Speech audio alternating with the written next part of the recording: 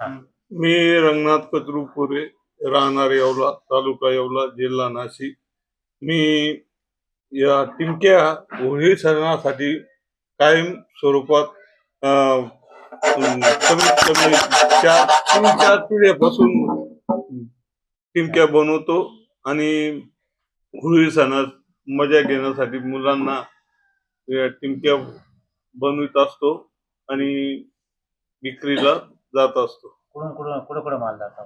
सिन्नरला जातो, येवल्याला, पुन्हा पहिले नांदगावला जायचे, आता नाही जाते नांदगावला. मनमाडला जात होते. कच्च्या मालात काही वाढ झाली? कच्च्या मालात वाढ झालेली आहे, परंतु जी पट्टी ही कामाला लागते ती पट्टी मिळत नाही.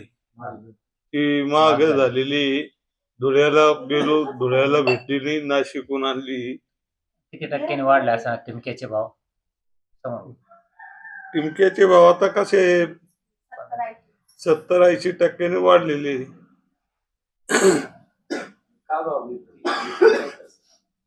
पूर्वी सारखे पहिले कसे होते, पहिले कमीत कमी आमच्या घरातून कमीत कमी 5,000 टिमकी बनवित होतो. आता 1500-1600 टिमक्या तिघा भावामध्ये बनवलेल्या आहेत.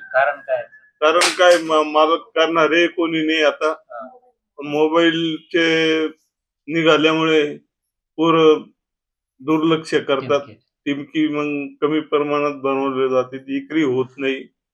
त्या हिशोबाने आम्ही काम करतोय.